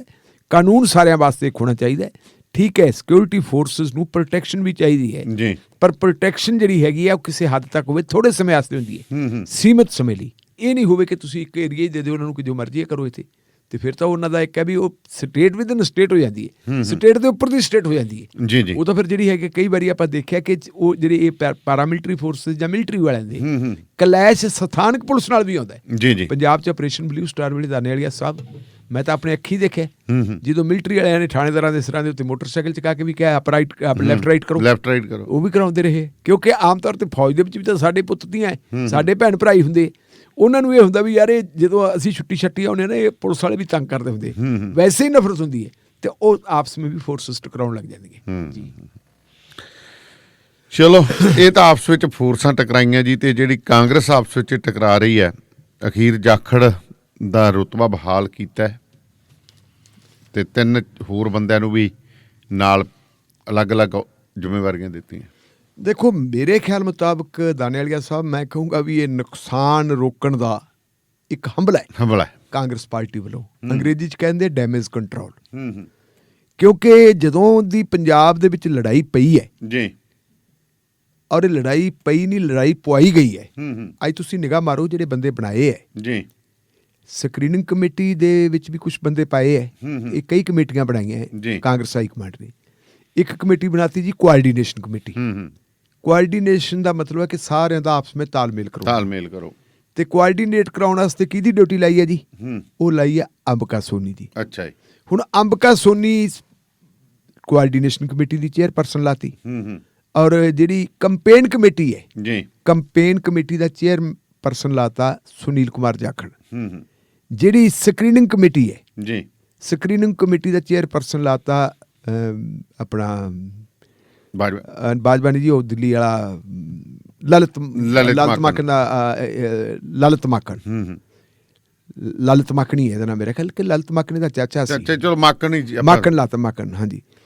ਮਾਕਣ ਲਾਤਾ। ਨਾਲ ਜਿਹੜਾ ਹੈਗਾ ਦੂਜਾ ਤੁਹਾਡਾ ਪ੍ਰਤਾਪ ਸਿੰਘ ਬਾਜਵਾ ਲਾਤਾ ਮੈਨੀਫੈਸਟੋ ਕਮੇਟੀ ਦਾ। ਹੁਣ 4 ਕਮੇਟੀਆਂ ਆ ਗਈਆਂ। 4 ਕਮੇਟੀਆਂ ਦੇ ਵਿੱਚ ਆਪਾਂ ਸਾਰੇ ਬੰਦਿਆਂ ਨੂੰ ਦੇਖ ਲਈਏ ਜੀ। ਲਓ ਜੀ, ਕਮੇਟੀ 'ਚ ਕਹਿੰਦੇ ਬੀਬੀ ਅੰਬਿਕਾ ਸੋਨੀ ਸਾਰਿਆਂ ਨੂੰ ਕੋਆਰਡੀਨੇਟ ਕਰਾਊਗੀ। ਸਭ ਤੋਂ ਜਿਹੜੀ ਅਹਿਮ ਕਮੇਟੀ ਹੈ ਉਹ ਕੰਪੇਨ ਕਮੇਟੀ ਹੈ ਜੀ। ਕੰਪੇਨ ਕਮੇਟੀ ਦੇ ਚੇਅਰਪਰਸਨ ਦੇ ਨਾਲ ਬੀਬੀ ਅੰਬਿਕਾ ਸੋਨੀ ਦੀ ਆਪਦੀ ਕੋਆਰਡੀਨੇਸ਼ਨ ਹੀ ਹੈ ਨਹੀਂ। ਤੁਹਾਨੂੰ ਪਤਾ ਹੈ ਕਿ ਜਦੋਂ ਕੈਪਟਨ ਅਮਰਿੰਦਰ ਸਿੰਘ ਨੂੰ ਹਟਾ ਕੇ ਮੁੱਖ ਮੰਤਰੀ ਬਣਾਉਣ ਦੀ ਗੱਲ ਆਈ ਕਿ ਕਿਹਨੂੰ ਬਣਾਇਆ ਵੀ, ਸਭ ਤੋਂ ਪਹਿਲਾਂ ਨਾਂ ਕਿਹਦਾ ਆਇਆ ਸੀ? ਸੁਨੀਲ ਜਾਖੜ ਦਾ। ਤੇ ਸੁਨੀਲ ਜਾਖੜ ਦਾ ਜਿਹੜਾ ਸਭ ਤੋਂ ਪਹਿਲਾ ਤੇ ਫਾਈਨਲ ਵਿਰੋਧ ਕਿਹਨੇ ਕੀਤਾ ਸੀ? ਅੰਬਿਕਾ ਸੋਨੀ ਨੇ। ਅੰਬਿਕਾ ਸੋਨੀ ਕੀ ਕਹਿ ਕੇ ਕੀਤਾ ਸੀ ਵੀ ਇੱਥੇ ਜੱਟ ਸਿੱਖ ਵਾਲਾ ਇੱਥੇ ਜੱਟ ਸਿੱਖ ਚਾਹੀਦਾ, ਇੱਕ ਦੂਜਾ ਇਲੈਕਟਡ ਬੰਦਾ ਚਾਹੀਦਾ। ਉਦੋਂ ਤੋਂ ਲੈ ਕੇ ਜਾਖੜ ਸਾਹਿਬ ਬੀਬੀ ਅੰਬਿਕਾ ਸੋਨੀ ਨਾਲ ਵੀ ਤੇ ਕਾਂਗਰਸ ਹਾਈ ਕਮਾਂਡ ਨਾਲ ਵੀ ਖਫਾ ਹੈ। ਖਫਾ ਸੀ। ਪਿਛਲੇ ਦਿਨਾਂ ਦੇ ਵਿੱਚ ਜਾਖੜ ਸਾਹਿਬ ਨੇ ਇਹ ਗੱਲ ਵੀ ਕਹੀ ਕਿ ਕਾਂਗਰਸ ਪਾਰਟੀ ਇੱਕ ਸੈਕੂਲਰ ਪਾਰਟੀ ਹੈ। ਸੈਕੂਲਰ ਪਾਰਟੀ ਦੇ ਵਿੱਚ ਧਰਮ ਤੇ ਜਾਤ ਕਿੱਥੋਂ ਆਵੜੀ ਜੀ, ਇਹਦਾ ਜਵਾਬ ਦਿਓ। ਦਿਓ। ਔਰ ਇਹ ਜਵਾਬ ਜਿਹੜਾ ਉਹਨੇ ਇਕੱਲਾ ਟਵੀਟ ਰਾਹੀਂ ਨਹੀਂ ਮੰਗਿਆ, ਜਿਹੜੀ ਰਾਹੁਲ ਗਾਂਧੀ ਨਾਲ ਮੀਟਿੰਗ ਹੋਈ ਹੈ ਉੱਥੇ ਵੀ ਇਹ ਗੱਲ ਕਹੀ ਸੀ। ਹੁਣ ਬੀਬੀ ਦਾ ਮੂੰਹ ਅੰਬਿਕਾ ਸੋਨੀ ਦਾ ਦੂਜੇ ਪਾਸੇ ਹੈ ਤੇ ਜਾਖੜ ਸਾਹਿਬ ਦਾ ਦੂਜੇ ਪਾਸੇ ਹੈ। ਕੋਆਰਡੀਨੇਸ਼ਨ ਕਿਵੇਂ ਹੋਊ? ਜੀ ਜੀ, ਕੋਆਰਡੀਨੇਸ਼ਨ ਜਾਖੜ ਸਾਹਿਬ ਦੀ ਕਰਾਉਣੀ ਕਿਹਦੇ ਨਾਲ ਹੈ? ਨਵਜੋਤ ਸਿੱਧੂ ਨਾਲ ਤੇ ਚੰਨੀ ਨਾਲ। ਤੇ ਨਵਜੋਤ ਸਿੱਧੂ ਤੇ ਚੰਨੀ ਦਾ ਜਿਹੜਾ ਨਜ਼ਰੀਆ ਤੇ ਜਾਖੜ ਸਾਹਿਬ ਦਾ ਨਜ਼ਰੀਆ, ਉਹਦੇ ਚ ਜ਼ਮੀਨ ਅਸਮਾਨ ਦਾ ਬਹੁਤ ਜ਼ਿਆਦਾ ਫਰਕ ਹੈ। ਜਿੱਦਣ ਨਵਜੋਤ ਸਿੰਘ ਸਿੱਧੂ ਨੇ ਚਾਰਜ ਲਿਆ ਤੇ ਆਪਣਾ ਦਰਦ ਦਾ ਜਿਹੜਾ ਵਿਰਲਾਪ ਕੀਤਾ ਉਹ ਜਾਖੜ ਸਾਹਿਬ ਨੇ ਕੀਤਾ ਕਿ ਜੀ ਤੋਂ ਚਾਬੀ ਸਾਂਭਣੀ ਸੀ, ਉਹਨੂੰ ਪੁੱਛਿਆ ਹੀ ਨਹੀਂ ਤੁਸੀਂ, ਉਹਨੂੰ ਤੁਸੀਂ ਪੁੱਛਿਆ ਹੀ ਨਹੀਂ। ਤੇ ਜਿਹੜੇ ਬੰਦੇ ਅਮਿਤ ਸ਼ਾਹ ਨਾਲ ਮੀਟਿੰਗਾਂ ਕਰਦੇ ਫਿਰਦੇ ਆ ਉਹਨਾਂ ਨੂੰ ਤੁਸੀਂ ਮੂਹਰਲੇ ਪਾਸੇ ਲੈ ਕੇ ਬਹਾਤਾ।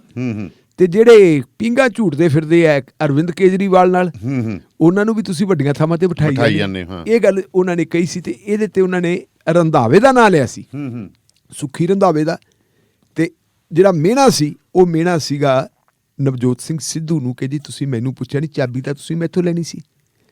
ਫਿਰ ਤੁਹਾਡੇ ਯਾਦ ਹੋਣਾ ਇੱਕ ਵਾਰੀ ਇਹਨਾਂ ਦਾ ਆਪਸੀ ਸਮਝੌਤਾ ਕਰਵਾਉਣ ਵਾਸਤੇ ਕੇਦਾਰਨਾਥ ਲੈ ਕੇ ਗਿਆ ਸੀਗਾ ਹਰੀਸ਼ ਚੌਧਰੀ ਜੀ, ਜਾਖੜ ਸਾਹਿਬ ਨੂੰ ਸੌਰੀ ਤੇਰੇ ਚੰਨੀ ਸਾਹਿਬ ਨੂੰ ਤੇ ਸਿੱਧੂ ਸਾਹਿਬ ਨੂੰ। ਤੇ ਮਗਰ ਕਹਿੰਦੇ ਦੋ ਬੰਦੇ ਹੋਰ ਵੀ ਚਲੇ ਗਏ ਸੀ, ਸੰਦੀਪ ਸੰਧੂ ਤੇ ਆਪਣਾ ਭਾਰਤ ਭੂਸ਼ਣ ਆਸ਼ੂ, ਇੱਕ ਹੋਰ ਫਲਾਈਟ ਦੇ ਉੱਤੇ ਗਏ ਸੀ। ਉੱਥੇ ਜਾ ਕੇ ਤਸਵੀਰਾਂ ਵੀ ਖਿਚਾਈਆਂ, ਸਾਰਾ ਕੁਝ। ਤੇ ਉਦੋਂ ਜਾਖੜ ਸਾਹਿਬ ਦਾ ਟਵੀਟ ਕੀ ਆਇਆ ਸੀ ਕਿ ਸਿਆਸੀ ਲੋਕ ਕਿਹੜੀ ਯਾਤਰਾ ਤੇ ਚੱਲੇ, ਇਹ ਸਿਆਸੀ ਟੂਰ ਹੈ ਕਿ ਕੀ ਹੈ, ਇਸ ਕਿਸਮ ਦੀ ਉਹਨਾਂ ਨੇ ਉਹ ਗਾਹੇ ਬਗਾਹੇ ਆਪਣਾ ਕਿੰਤੂ ਪਰੰਤੂ ਕਰਦੇ ਰਹਿੰਦੇ। ਇਹਨਾਂ ਦੀ ਹੁਣ ਕੋਆਰਡੀਨੇਸ਼ਨ ਆਪਸ ਵਿੱਚ ਕਿਵੇਂ ਹੋਊਗੀ? ਰਹੀ ਗੱਲ ਆਪਣੇ ਦੀ ਪ੍ਰਤਾਪ ਸਿੰਘ ਬਾਜਵਾ ਦੀ, ਪ੍ਰਤਾਪ ਸਿੰਘ ਬਾਜਵਾ ਦਾ ਪਹਿਲਾਂ ਕੈਪਟਨ ਅਮਰਿੰਦਰ ਸਿੰਘ ਨਾਲ ਇੱਟ ਖੜਕਾ ਸੀ ਪੂਰਾ, ਠੀਕ ਹੈ। ਫਿਰ ਇੱਕ ਸਟੇਜ ਉਹ ਆਈ ਜਦੋਂ ਅਮਰਿੰਦਰ ਸਿੰਘ ਨੂੰ ਲਾਉਣ ਦੀ ਗੱਲ ਆਈ ਤੇ ਉਹਨੇ ਦੇਖਿਆ ਜੇ ਅਮਰਿੰਦਰ ਸਿੰਘ ਲੈਂਦਾ ਤੇ ਸਿੱਧੂ ਬਣਦਾ ਹੈ ਤਾਂ ਮੇਰਾ ਵੀ ਦਾ ਲੱਗ ਸਕਦਾ ਤੇ ਮੇਰਾ ਫਿਰ ਮੈਂ ਤਾਂ ਰਹਿ ਜਾਊਂਗਾ। ਕਿਉਂ ਨਾ ਹੋਵੇ ਕਿ ਅਮਰਿੰਦਰ ਸਿੰਘ ਦੀ ਥਾਂ ਦੇ ਉੱਤੇ ਮੈਂ ਆਵਾਂ ਤੇ ਥੋੜੇ ਜਿਹੇ ਸਮੇਂ ਲਈ ਇਸ ਮਾਮਲੇ ਨੂੰ ਟਾਲ ਦਿੱਤਾ ਜਾਵੇ। ਤੇ ਉਹ ਅਮਰਿੰਦਰ ਸਿੰਘ ਵਾਲੇ ਪਾਸੇ ਹੋ ਗਿਆ ਸੀ ਜੀ। ਤੇ ਉਦੋਂ ਇਕੱਲਾ ਪਾਸੇ ਨਹੀਂ ਹੋਇਆ ਸੀ, ਆਪਾਂ ਇੱਕ ਫੰਕਸ਼ਨ ਦਾ ਜ਼ਿਕਰ ਵੀ ਕੀਤਾ ਸੀ ਕਿ ਵਿਚਾਲੇ ਕੈਪਟਨ ਅਮਰਿੰਦਰ ਸਿੰਘ ਤੇ ਪਾਸੇ ਆਸੇ ਦੋ ਬਾਜਵੇ ਭਰਾ, ਜਿਵੇਂ ਮਾਝਾ ਬ੍ਰਿਗੇਡ ਵਾਲੇ ਹੁੰਦੇ ਸੀ, ਇੱਕ ਪਾਸੇ ਤ੍ਰਿਪਤ ਰਜਿੰਦਰ ਬਾਜਵਾ ਹੁੰਦਾ ਸੀ ਕੈਪਟਨ ਦੇ, ਇੱਕ ਪਾਸੇ ਦੂਜੇ ਪਾਸੇ ਸੁਖਜਿੰਦਰ ਰੰਧਾਵਾ ਹੁੰਦਾ ਸੀ। ਉਵੇਂ ਜਿਵੇਂ ਇੱਕ ਪਾਸੇ ਪ੍ਰਤਾਪ ਸਿੰਘ ਬਾਜਵਾ ਸੀ ਤੇ ਦੂਜੇ ਪਾਸੇ ਸੀ ਫਤਿਹ ਜੰਗ ਸਿੰਘ ਬਾਜਵਾ। ਫਿਰ ਇੱਕ ਉਹ ਵੀ ਟਾਈਮ ਆਇਆ ਸੀ ਜਦੋਂ ਫਤਿਹ ਜੰਗ ਸਿੰਘ ਬਾਜਵਾ ਦੇ ਬੇਟੇ ਨੂੰ ਇੰਸਪੈਕਟਰ ਭਰਤੀ ਕੀਤਾ ਸੀ ਤੇ ਵਿਰੋਧ ਕਿਹਨੇ ਕੀਤਾ ਸੀ? ਨਵਜੋਤ ਸਿੱਧੂ ਤੋਂ ਲੈ ਕੇ ਸੁਖੀ ਰੰਧਾਵੇ ਤੱਕ ਸਭ ਨੇ ਕੀਤਾ ਸੀ। ਉਹਨਾਂ ਨੇ ਚਲੋ ਆਪਣੀ ਜਿਹੜੀ ਉਹ ਮਿਲੀ ਸੀਗੀ ਵਾਪਸ ਕਰਤੀ, ਜਿਹੜੀ ਆਫਰ ਮਿਲੀ ਸੀ ਆ ਲਓ ਜੀ ਅਸੀਂ ਵਾਪਸ ਕਰਤੀ। ਅੱਜ ਭਾਵੇਂ ਜੇ ਆਪਾਂ ਦੇਖੀਏ ਤਾਂ ਆਪਣੇ ਜਿਹੜੇ ਤ੍ਰਿਪਤ ਰਜਿੰਦਰ ਸਿੰਘ ਬਾਜਵਾ ਤਾਂ ਪਾਸੇ ਬੈਠੇ ਹੈ ਤੇ ਸਭ ਤੋਂ ਨੇੜੇ ਕੌਣ ਹੋ ਗਏ ਜੀ ਨਵਜੋਤ ਸਿੰਘ ਸਿੱਧੂ ਦੇ? ਫਤਿਹ ਜੰਗ ਸਿੰਘ ਬਾਜਵਾ। ਫਤਿਹ ਜੰਗ ਸਿੰਘ ਬਾਜਵਾ ਦੇ ਹੱਕ ਦੇ ਵਿੱਚ 2-3 ਦਿਨ ਪਹਿਲੇ ਰੈਲੀ ਕਰਕੇ ਆਏ ਹੈ ਤੇ ਉਹਦੇ ਕਿਹਾ ਸੀ ਇਹ ਮੇਰਾ ਭਰਾ ਹੈ, ਇਹ ਚੋਣ ਲੜੂਗਾ। ਤੇ ਫਤਿਹ ਜੰਗ ਸਿੰਘ ਬਾਜਵਾ ਨੇ ਕਿਹਾ ਸੀ ਮੇਰੇ ਵੱਡੇ ਭਰਾ ਨੂੰ ਇੱਥੇ ਹੋਣਾ ਚਾਹੀਦਾ ਸੀ, ਪਰ ਉਹ ਵੀ ਕਹਿੰਦੇ ਸ਼ਾਇਦ ਪਾਰਲੀਮੈਂਟ ਦੇ ਵਿੱਚ ਰੁੱਝੇ ਵੇ ਹੈ। ਹੁਣ ਜਦੋਂ ਸੀਸਮਾਂ ਦੇ ਵਿੱਚ ਜਾਣ ਲੱਗੇ ਸੀ ਤੇ ਰਾਤ ਦੇ ਖਾਣੇ ਖਾਣ ਲੱਗੇ ਸੀ ਜੀ, ਉਹ ਰਾਤ ਦੇ ਖਾਣਿਆਂ ਨੇ ਫਿਰ ਜਿਹੜੀ ਹੈਗੀ ਫਿੱਕ ਪਵਾਤੀ ਸੀ ਸਿੱਧੂ ਦੇ ਵਿੱਚ ਤੇ ਬਾਜਵੇ ਚ।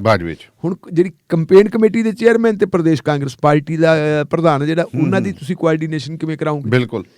ਤੇ ਜਿਹੜੀ ਕੋਆਰਡੀਨੇਸ਼ਨ ਪਹਿਲਾਂ ਹੀ ਹੱਲੀ ਪਈ ਹੈ ਪ੍ਰਧਾਨ ਦੀ ਤੇ ਮੁੱਖ ਮੰਤਰੀ ਦੀ। ਸੋ ਇਹ ਸਾਰਾ ਕੁਝ ਜੇ ਆਪਾਂ ਦੇਖੀਏ ਤੇ ਕੀਤਾ ਕਾਹਦੀ ਖਾਤਰ ਜਾ ਰਿਹਾ ਹੈ? ਕੀਤਾ ਜਾ ਰਿਹਾ ਹੈ ਵੀ ਕਿਉਂਕਿ ਕੁਝ ਲੀਡਰ ਜਿਹੜੇ ਹੈਗੇ ਆ ਉਹ ਉੱਡਣੇ ਸ਼ੁਰੂ ਹੋ ਗਏ, ਛਤਰੀਆਂ ਤੋਂ ਕਬੂਤਰ ਉੱਡਣੇ ਸ਼ੁਰੂ ਹੋ ਗਏ ਮਿੱਤਰਾਂ ਦੀ ਛਤਰੀ ਤੋਂ। ਉਧਰੋਂ ਤਾਂ ਜੇ ਆਪਾਂ ਦੇਖੀਏ ਅਕਾਲੀ ਦਲ ਵਾਲੇ ਤੇ ਕਈ ਉੱਡ ਗਏ, ਜਿਹੜੇ ਤੋਂ ਲੈ ਕੇ ਆਪਣੇ ਤੋਂ ਮਨਜਿੰਦਰ ਸਿੰਘ ਸਿਰਸਾ ਲੈ ਲਓ ਜੀ, ਸਰਬਜੀਤ ਸਿੰਘ ਮੈਂ ਕਹਿੰਦਾ ਰਾਈਟ ਹੈਂਡ ਸੀ ਸਰਬਜੀਤ ਸਿੰਘ ਮੱਕੜ ਹੋਰਾਂ ਦੀ। ਦੇਖੋ ਦੋਹੇ ਬੰਦੇ ਆਪਾਂ ਸਿੱਧੀ ਗੱਲ ਮੈਂ ਗੱਲ ਕਹਿੰਦਾ ਕਿ ਮੁਨੀਮ ਸੀ। ਹਾਂ ਚਲੋ ਹਿਸਾਬ ਕਿਤਾਬ ਵਾਲੇ ਦੇਖੋ, ਜਦੋਂ ਬੰਦੇ ਦਾ ਆਪਦਾ ਬਈ ਖਾਤੇ ਵਾਲਾ ਬੰਦਾ ਜਾਵੜੇ ਤਾਂ ਵਪਾਰ ਹਿੱਲ ਜਾਂਦਾ। ਢਿੱਲੋਂ ਸਾਹਿਬ ਇੱਕ ਚੀਜ਼ ਲੈ ਲਓ, ਕੀ ਤੋਂ ਲੈਣੇ, ਕਿਹਨੂੰ ਦੇਣੇ, ਕਿੱਥੇ ਪੈਸੇ ਪਏ ਆ। ਬਿਲਕੁਲ। ਤੇ ਕਿਉਂਕਿ ਮੱਕੜ ਹਿਸਾਬ ਲਾ ਲਓ ਵੀ ਆਪਾਂ ਨੂੰ ਪਤਾ ਸਰਕਾਰ ਵੇਲੇ ਸਰਬਜੀਤ ਕੁਲਦੀਪ ਮੱਕੜੇ ਸਕੇ ਭਾਈ ਆ ਤੇ ਸਾਰਾ ਜਿਹੜਾ ਰੇਤੇ ਬਜਰੀ ਵਾਲੇ ਜਿੰਨੇ ਠੇਕੇ ਸੀ ਠੀਕ ਆ, ਇਹਨਾਂ ਦਾ ਫਿਰ ਉਹ ਦਿੱਲੀ ਗੋਲਕ ਵਾਲਾ ਹਿਸਾਬ ਕਿਤਾਬ ਸੀ। ਹੋਰ ਵੀ ਬੜਾ ਕੁਝ ਸੀਗਾ ਇੱਥੇ। ਆਪਾਂ ਦੇਖਿਆ ਹੀ ਹੈ ਵੀ ਕੋਆਰਡੀਨੇਸ਼ਨ ਸਾਰੀ ਇਲੈਕਸ਼ਨਾਂ 'ਚ ਸਿਰਸਾ ਸਾਹਿਬ ਦੇ ਜੰਮੇ ਹੀ ਹੁੰਦੀ ਸੀ। ਹਾਂ, ਤੇ ਪਰਮਿੰਦਰ ਸਿੰਘ ਬਰਾੜ ਜੀਰਾ ਸਾਹਿਬ ਦੇ ਦੋਤਾ ਜੀ ਉਹ ਆਈਟੀ ਦੇਖਦੇ ਹੁੰਦੇ ਉਹ ਆਈਟੀ ਦੇਖਦੇ ਹੁੰਦੇ ਸੀ ਤੇ ਸਰਦਾਰ ਬਿਕਰਮ ਸਿੰਘ ਮਜੀਠੀਆ ਦੇ ਬੜੇ ਕਰੀਬੀ ਹੁੰਦੇ ਸੀ।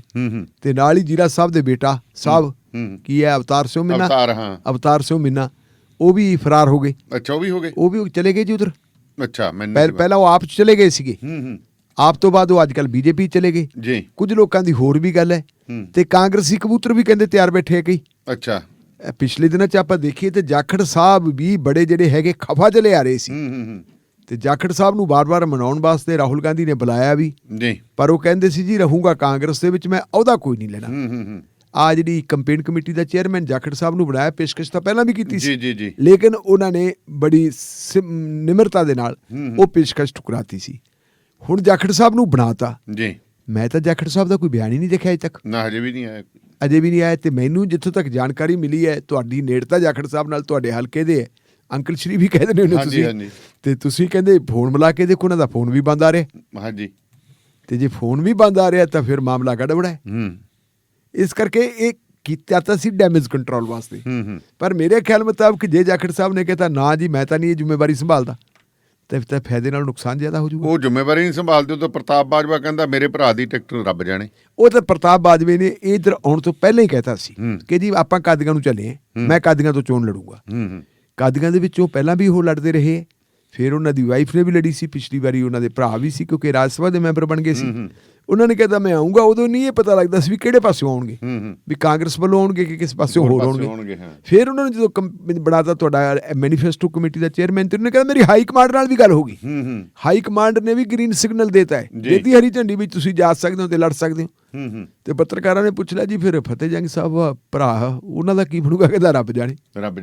ਉਹ ਹੁਣ ਰੱਬ ਜਾਣੇ। ਹੁਣ ਇੱਥੇ ਆ ਵੀ ਸਿੱਧੂ ਸਾਹਿਬ ਨੇ ਕਹਿੰਦਾ ਮੇਰਾ ਛੋਟਾ ਭਰਾ ਇਹ ਚੋਣ ਲੜਨਗੇ, ਸਿੱਧੂ ਸਾਹਿਬ ਕਰਾਉਣਗੇ। ਅਗਲੀ ਗੱਲ ਜਿਹੜੀ ਸਕਰੀਨਿੰਗ ਕਮੇਟੀ ਹੈ ਜੀ, ਸਕਰੀਨਿੰਗ ਕਮੇਟੀ ਦੇ ਮਾਖਣ ਸਾਹਿਬ ਲਾਤੇ ਇੰਚਾਰਜ ਚੇਅਰਮੈਨ, ਨਾਲ ਉਹਨਾਂ ਦੇ ਲਾ ਦਿੱਤਾ ਇੱਕ ਉਹ ਕ੍ਰਿਸ਼ਨਾ ਦੱਖਣੀ ਭਾਰਤੀ ਜੀ। ਕ੍ਰਿਸ਼ਨਾ ਉਹ ਬੰਦਾ ਜਿਹਨੇ ਕੈਪਟਨ ਅਮਰਿੰਦਰ ਸਿੰਘ ਦੇ ਖਿਲਾਫ ਜਿਹੜੀ ਬਗਾਵਤ ਸਾਰੀ ਆਰਗੇਨਾਈਜ਼ ਕੀਤੀ ਸੀ ਸ਼ੁਰੂ ਤੋਂ ਲੈ ਕੇ, ਉਹ ਬੰਦਾ ਵੀ ਇੱਥੇ ਲਾਤਾ। ਤੇ ਹਰੀਸ਼ ਚੌਧਰੀ ਉਹ ਪਹਿਲਾਂ ਕੈਬਨਿਟ ਮੰਤਰੀ ਸੀ ਰੈਵਨਿਊ ਦਾ ਰਾਜਸਥਾਨ ਦੇ ਵਿੱਚ, ਉਹ ਵੀ ਇੱਥੇ ਆ ਗਿਆ। ਕੋਆਰਡੀਨੇਸ਼ਨ ਜਿਹੜੀ ਆਪਣੀ ਸਕਰੀਨਿੰਗ ਕਮੇਟੀ ਦੇ ਵਿੱਚ ਜਾਖੜ ਸਾਹਿਬ ਵੀ ਪਾਤੀ ਜੀ, ਸਕਰੀਨਿੰਗ ਕਮੇਟੀ ਦੇ ਵਿੱਚ ਤੁਹਾਡੇ ਇਹ ਵੀ ਪਾਤੇ ਸਿੱਧੂ ਸਾਹਿਬ ਵੀ, ਤੇ ਨਾਲ ਅੱਜ ਇੱਕ ਹੋਰ ਗੱਲ ਵੀ ਆ ਗਈ ਜੀ, 22 ਜ਼ਿਲ੍ਹਿਆਂ ਦੇ ਕੋਆਰਡੀਨੇਟਰ ਵੀ ਲਾਤੇ। ਉਹ ਤਾਂ ਲਾਤੇ ਹਾਂਜੀ, ਕੋਆਰਡੀਨੇਟਰ ਲਾਤੇ ਪਰ ਪ੍ਰਧਾਨ ਲਾਏ ਨਹੀਂ। ਪ੍ਰਧਾਨਾਂ ਤੇ ਰੌਲਾ ਪਿਆ ਹੋਇਆ ਕਿਉਂਕਿ ਪ੍ਰਧਾਨਾਂ ਦੀ ਲਿਸਟ ਸਿੱਧੂ ਸਾਹਿਬ ਨੇ ਦਿੱਤੀ ਹੈ, ਇੱਕ ਪ੍ਰਧਾਨ ਤੇ ਦੋ ਵਰਕਿੰਗ ਪ੍ਰਧਾਨ। ਉਹਦੇ ਤੇ ਜਿਹੜੇ ਟਕਸਾਲੀ ਕਾਂਗਰਸੀ ਆ ਉਹ ਕਹਿੰਦੇ ਜੀ ਸਾਨੂੰ ਮਨਜ਼ੂਰ ਨਹੀਂ। ਮਤਲਬ ਇਹਦਾ ਕੀ ਹੈ? ਇਹਦਾ ਮਤਲਬ ਹੈ ਇੱਕ ਪਾਸੇ ਡੈਮੇਜ ਕੰਟਰੋਲ, ਦੂਜੇ ਪਾਸੇ ਸਿੱਧੂ ਦੀ ਹਸਤੀ ਨੂੰ ਵੀ ਘਟਾਇਆ ਜਾ ਰਿਹਾ ਕਿ ਵਨਮੈਨ ਆਰਮੀ ਨਹੀਂ, ਕੰਟਰੋਲ ਜਿਹੜਾ ਹੈਗਾ ਸਾਰਾ ਹਾਈ ਕਮਾਂਡ 'ਚ ਹੀ ਹੈਗਾ।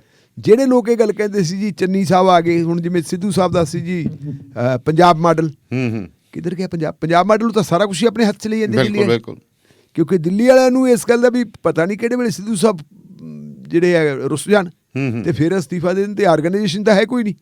ਹੁਣ ਪਰਮਾਨੈਂਟ ਆਰਗੇਨਾਈਜੇਸ਼ਨ ਬਣਾਉਣ ਵਾਸਤੇ ਕੋਆਰਡੀਨੇਟਰਾਂ ਦਾ ਓਟ ਆਸਰਾ ਲਿਆ ਜਾਂਦਾ ਹੈ। ਫਿਰ ਇਹ ਗੱਲ ਅਸਲ ਦੇ ਵਿੱਚ ਜੇ ਕੁੱਲ ਮਿਲਾ ਕੇ ਦੇਖੀਏ ਤਾਂ ਕਾਂਗਰਸ ਨੂੰ ਟੰਕੇ ਪੰਨੇ ਲਾ ਰਹੀ ਹੈ, ਟੰਕੇ ਪੰਨੇ ਲਾ ਕੇ ਵੀ ਕਿਵੇਂ ਨਾ ਕਿਵੇਂ ਜਿਹੜਾ ਹੈਗਾ ਡੈਮੇਜ ਜਿਹੜਾ ਹੋ ਗਿਆ ਉਹਨੂੰ ਕੰਟਰੋਲ ਕਰੀਏ, ਪਰ ਉਹ ਡੈਮੇਜ ਕੰਟਰੋਲ ਦੀ ਬਜਾਏ ਬੇਕੰਟਰੋਲ ਹੁੰਦਾ ਜਾ ਰਿਹਾ।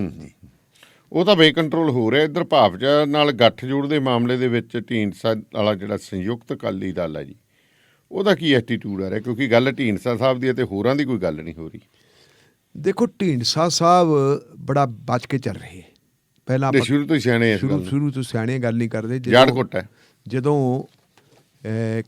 ਕੈਪਟਨ ਅਮਰਿੰਦਰ ਸਿੰਘ ਕਾਂਗਰਸ ਪਾਰਟੀ ਨਾਲੋਂ ਤੋੜ ਵਿਛੋੜੇ ਦਾ ਐਲਾਨ ਕਰਦਾ ਹੈ ਜੀ, ਤੇ ਕੁਝ ਦਿਨਾਂ ਬਾਅਦ ਉਹਨਾਂ ਨੇ ਟੀਵੀ ਚੈਨਲਾਂ ਦੇ ਨਾਲ ਇੰਟਰਵਿਊ ਦਾ ਸਿਲਸਿਲਾ ਸ਼ੁਰੂ ਕਰਤਾ ਸੀ, ਤੇ ਉਦੋਂ ਹੀ ਉਹਨਾਂ ਨੇ ਕਹਿਣਾ ਸ਼ੁਰੂ ਕਰਤਾ ਸੀ ਕਿ ਅਸੀਂ ਗੱਠਜੋੜ ਕਰਾਂਗੇ, ਮੇਰੀ ਪਾਰਟੀ ਜਿਹੜੀ ਮੈਂ ਬਣਾਊਂਗਾ, ਜਿਹੜੀ ਬਣ ਗਈ ਪੰਜਾਬ ਲੋਕ ਕਾਂਗਰਸ, ਭਾਰਤੀ ਜਨਤਾ ਪਾਰਟੀ ਤੇ ਨਾਲ ਢੀਂਡਸਾ ਸਾਹਿਬ ਜੀ। ਤੇ ਢੀਂਡਸਾ ਸਾਹਿਬ ਨੇ ਉਸ ਵੇਲੇ ਕੰਟਰਾਡਿਕਟ ਕਰਤਾ ਸੀ ਕਿ ਨਹੀਂ, ਮੇਰੀ ਕੈਪਟਨ ਅਮਰਿੰਦਰ ਸਿੰਘ ਨਾਲ ਕੋਈ ਗੱਲ ਨਹੀਂ ਹੋਈ ਜੀ। ਅਗਲੇ ਦਿਨਾਂ ਦੇ ਵਿੱਚ ਕੈਪਟਨ ਅਮਰਿੰਦਰ ਸਿੰਘ ਨੇ ਵੀ ਇਹ ਸਪਸ਼ਟ ਕਰਤਾ ਸੀ ਕਿ ਮੇਰੀ ਢੀਂਡਸਾ ਸਾਹਿਬ ਨਾਲ ਸੱਚਮੁੱਚ ਕੋਈ ਗੱਲ ਨਹੀਂ ਹੋਈ।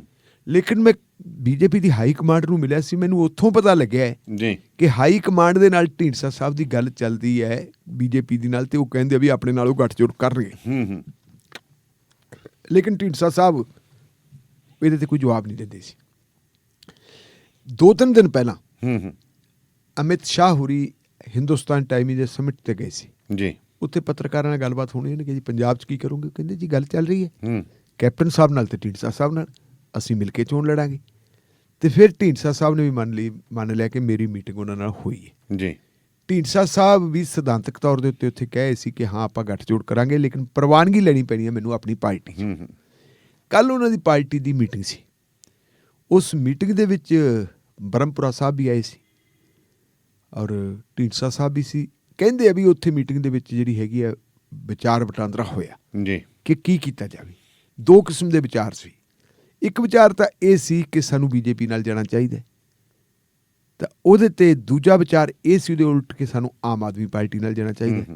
ਵਿਚਾਰਾਂ ਦੇ ਵਿੱਚੋਂ ਫਿਰ ਕੀ ਗੱਲ ਹੋਈ ਕਿ ਭਾਗੀਦਾਰੀ ਉਸ ਬੰਦੇ ਨਾਲ ਚਾਹੀਦੀ ਹੈ ਜਿਹੜੇ ਬੰਦੇ ਤੋਂ ਕੋਈ ਇੱਜ਼ਤ ਮਿਲੇ, ਹੂੰ ਤੇ ਜਿਹੜੇ ਬੰਦੇ ਦਾ ਇਹ ਨਹੀਂ ਪਤਾ ਕਿ ਤੁਹਾਨੂੰ ਕਦੋਂ ਬੇਇੱਜ਼ਤ ਕਰਦੇ ਉਹਦੇ ਨਾਲ ਭਾਗੀਦਾਰੀ ਨਹੀਂ ਨਹੀਂ ਚਾਹੀਦੀ। ਹੋਣੀ ਚਾਹੀਦੀ।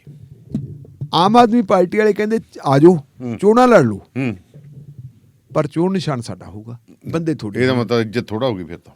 ਉਹ ਫਿਰ ਇੱਜ਼ਤ ਨਾ ਹੋਈ। ਇਹਦਾ ਮਤਲਬ ਹੈ ਕਿ ਜਿਹੜੀ ਉਹਨਾਂ ਦੀ ਜਿਹੜੀ ਹੋਂਦ ਹੈ ਹਾਂ ਉਹ ਹੋਂਦ ਨੂੰ ਤਾਂ ਮਾਨਤਾ ਨਹੀਂ ਨਾ ਦਿੱਤੀ। ਉਹ ਤਾਂ ਦਿੰਦੇ ਨਹੀਂ। ਤਾਂ ਮਨਜਿੰਦਰ ਸਿੰਘ ਸਿਰਸੇ ਵਾਲੀ ਗੱਲ ਹੋ ਜੂ ਕਿ ਬੰਦਾ ਅਕਾਲੀ ਦਲ ਦਾ ਤੇ ਐਮਐਲਏ ਬੀਜੇਪੀ ਦਾ। ਹਾਂ ਉਹ ਕਹਿੰਦੇ ਯਾਰ ਇਹ ਵੀ ਗੱਲ ਨਹੀਂ। ਪਹਿਲਾਂ ਕਹਿੰਦੇ 2 ਸੀਟਾਂ ਲੈ ਲਓ, ਹੂੰ ਫਿਰ ਕਹਿੰਦੇ ਜੀ ਹੁਣ ਵਧਾ ਕੇ 5-4 ਕਰਤੀਆਂ। ਜੀ ਬੀਜੇਪੀ ਵਾਲਿਆਂ ਨੇ ਅਜੇ ਤੱਕ ਕੋਈ ਗੱਲ ਹੀ ਨਹੀਂ ਕੀਤੀ ਵੀ ਤੁਸੀਂ ਕਿੰਨੀਆਂ ਸੀਟਾਂ ਲਓਗੇ। ਉਹਨਾਂ ਕੋਲ ਤਾਂ ਖੁੱਲੀਆਂ ਸੀਟਾਂ ਬੀਜੇਪੀ ਕੋਲੇ ਤੇ ਕੈਪਟਨ ਦੇ ਗਰੁੱਪ ਕੋਲੇ। ਜੀ ਫਿਰ ਇਹ ਗੱਲ ਆ ਗਈ ਵੀ ਲੰਬੇ ਸਮੇਂ ਦਾ ਸਾਡੇ ਲਈ ਸਹਾਈ ਕੌਣ ਹੋ ਸਕਦਾ ਹੈ। ਜ਼ਰੂਰੀ ਨਹੀਂ ਕਿ ਕੋਈ ਸਰਕਾਰ ਬਣੇ, ਜੀ ਜ਼ਰੂਰੀ ਨਹੀਂ ਕਿ ਆਪਾਂ ਜਿੱਤ ਗਏ, ਲੇਕਿਨ ਇੱਕ ਅਜਿਹਾ ਸਮਝੌਤਾ ਜਿਹੜਾ ਲੰਬੇ ਸਮੇਂ ਲਈ ਸਾਡੇ ਕੰਮ ਆਵੇ। ਹੁਣ ਆਮ ਆਦਮੀ ਪਾਰਟੀ ਨੂੰ ਆਪਾਂ ਦੇਖੀ ਤਾਂ ਆਮ ਆਦਮੀ ਪਾਰਟੀ ਦੀ ਸਰਕਾਰ ਸਿਰਫ ਦਿੱਲੀ 'ਚ ਹੈ। ਜੀ ਵੱਧ ਤੋਂ ਵੱਧ ਉਹਨਾਂ ਦੀ ਸਰਕਾਰ ਪੰਜਾਬ 'ਚ ਬਣ ਜਾਂਦੀ ਹੈ। ਹੂੰ ਅਕਾਲੀ ਦਲ ਕਦੇ ਵੀ ਉਹ ਸਰਵਾਈਵ ਨਹੀਂ ਕਰ ਸਕਦਾ ਜਿਹੜੇ ਅਕਾਲੀ ਦਲ ਦੀ ਹੋਂਦ ਹੈ ਜਿਹੜੀ ਇਕੱਲੀ ਸਿਰਫ ਤੇ ਸਿਰਫ ਗੈਰ ਸ਼੍ਰੋਮਣੀ ਗੁਰਦੁਆਰਾ ਪ੍ਰਬੰਧਕ ਕਮੇਟੀ ਹੋਵੇ। ਬਿਲਕੁਲ ਜਿਹਦਾ ਸ਼੍ਰੋਮਣੀ ਗੁਰਦੁਆਰਾ ਪ੍ਰਬੰਧਕ ਕਮੇਟੀ ਬੋਲਬਾਲਾ ਨਾ ਹੋਵੇ ਉਹਦੀ ਗੱਲ ਨਹੀਂ ਬਣਦੀ। ਪ੍ਰਵਾਨਗੀ ਉਸੇ ਦੀ ਹੋਊਗੀ ਜਿਹੜਾ ਕਾਬਜ ਹੈ।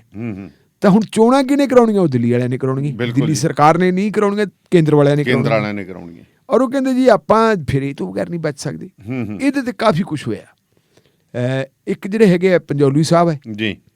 ਪੰਜੌਲੀ ਸਾਹਿਬ ਦਾ ਤਾਂ ਵੈਸੇ ਮੇਰਾ ਖਿਆਲ ਹੈ ਵੀ ਉਹ ਜਨਰਲ ਸਕੱਤਰ ਵਗੈਰਾ ਉਹਨੂੰ ਬਣਾਤਾ ਸੀ ਕੁਛ ਜੀ। ਤੇ ਉਹ ਵਿੱਚ ਵਿਚਾਲੇ ਜੇ ਰਹੇ।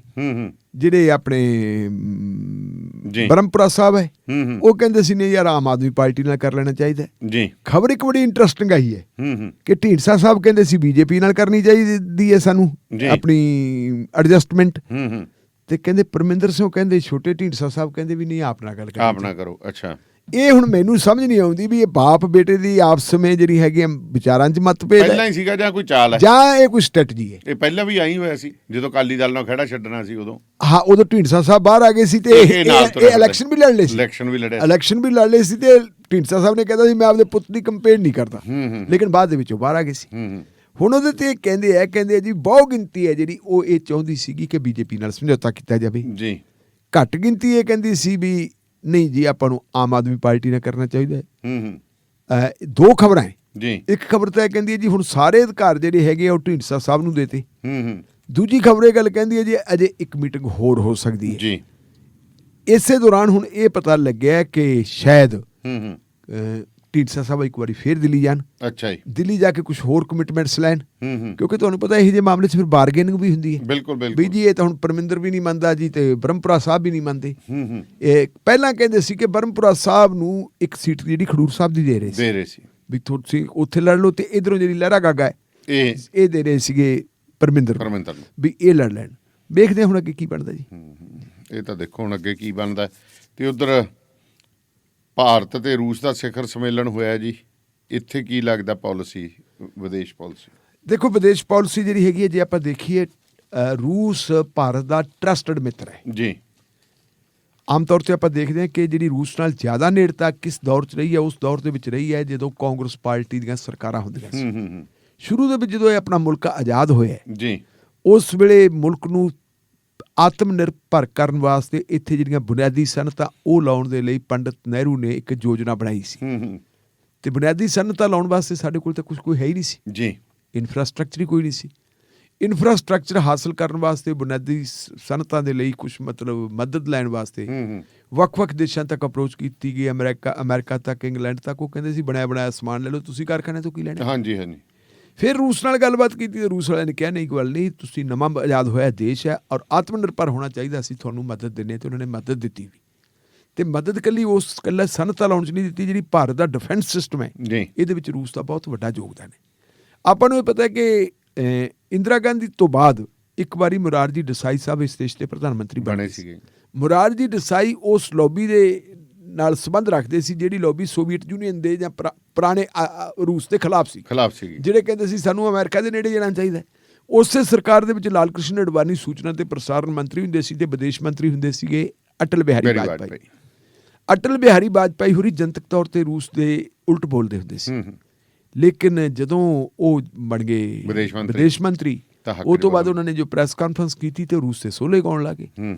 ਸਿਆਣੇ ਪੱਤਰਕਾਰਾਂ ਨੇ ਪੁੱਛ ਲਿਆ ਜਿਹੜੇ ਪੁਰਾਣੇ ਉਹਨਾਂ ਦੇ ਨਾਲ ਦੇ ਸੀ, ਬਰਾਬਰ ਦੇ ਸੀਗੇ, ਉਹ ਕਹਿੰਦੇ ਵਾਜਪਾਈ ਸਾਹਿਬ ਇਹ ਤਬਦੀਲੀ ਕਿਵੇਂ ਹੋ ਗਈ?